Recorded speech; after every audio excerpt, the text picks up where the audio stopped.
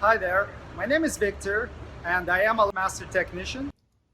Please be aware that I do not represent any company. I'm not endorsed by or affiliated with any automotive manufacturer or car dealership. All opinions expressed in this video are my own, and all trademarks, logos, and brand names are the property of their respective owners.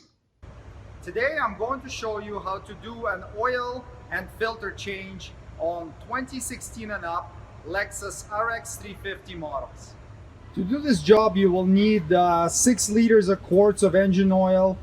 You will need an oil filter, a drain plug gasket, 14 mil wrench, Toyota oil filter housing wrench with a ratchet, drain tray with some rags, and an optional torque wrench if you would like to tighten the drain plug and the oil filler cap to the specified torque. Before starting the oil change, make sure to run the vehicle and warm it up to full operating temperature, which would be the temperature gauge pointing somewhere in the middle between hot and cold. That will make sure that the oil drains quicker and any suspended contaminants and sludge in it gets removed during the oil change. Once the engine warms up, you can lift the vehicle up and locate the oil filter. Is located right here on the passenger side, and the oil pan drain plug is located right here as well. Using a 14 millimeter wrench, open the drain plug and spin it off. Be careful because the oil coming out of it will be quite hot since we warmed the engine up. And drain the oil into a suitable container. While the oil is draining, we're going to remove the oil filter housing. Now, there is a provision on it from Toyota to drain it. At our dealership, we never open this up to drain it. We find it's a lot more of a hassle. It's easier to just undo the housing and drain it that way. So you're gonna need a Toyota oil filter wrench setup. You can buy these on Amazon, etc., and different tool stores, and it fits right onto the onto the oil filter housing like so, and then crack it loose.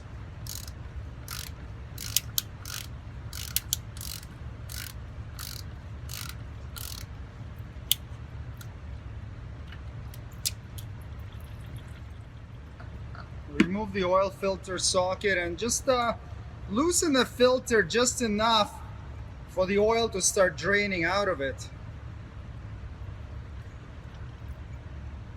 So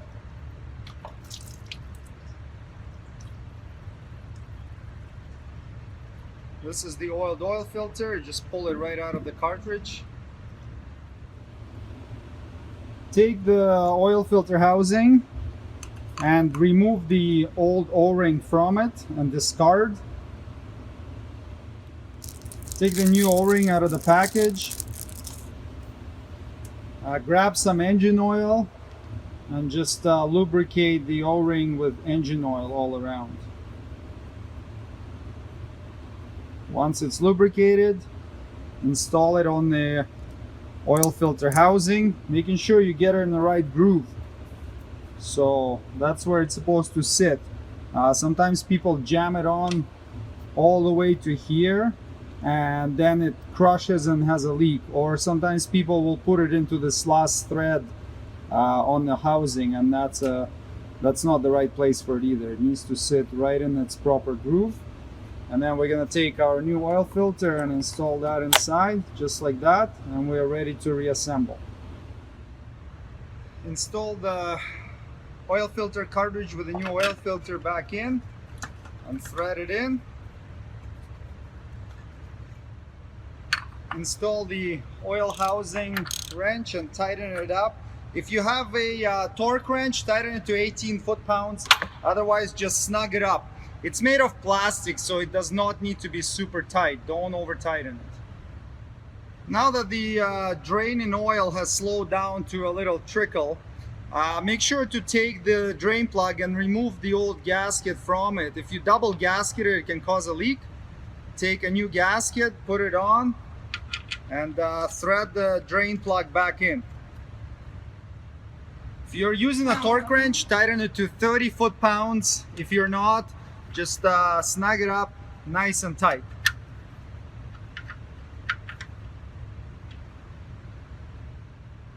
Clean off any mess you may have made. I prefer using brake clean in a spray bottle. If you don't have brake clean, just use a rag to wipe everything down nicely so that there are no drips on your driveway after you're done. Once we lower the vehicle down, we can fill it up. The oil filler is located right here on the passenger side front of the engine. Fill the engine up with 5.5 liters or 5.8 quarts of 0W20 engine oil.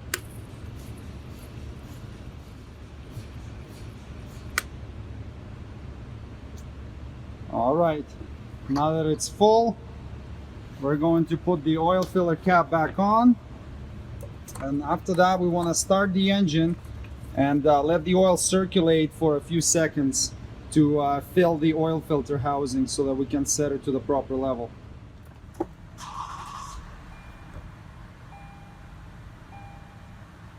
Okay, so run the engine for just a few seconds, that's sufficient. Let the vehicle sit for several minutes so that any oil that's in the top of the engine can drain down and you can get the proper oil level measurement. After that, remove the dipstick, wipe it off on the way out so that it is nice and clean. Reinsert it into the dipstick tube and pull it out and check your oil level. So the oil level should be right up to this mark here, and it is. It's exactly on the full mark. Take a little bit of this oil, lubricate the O-ring on the dipstick so that it doesn't get stuck. Reinstall it back. Find the right spot. And there you go. Oil change is complete. Thanks for watching. Please check for product links below the video for any tools or supplies needed to complete the procedure shown in this tutorial. If you would like me to make a specific video, please leave a suggestion in comments. And don't forget to subscribe. See you next time. Cheers!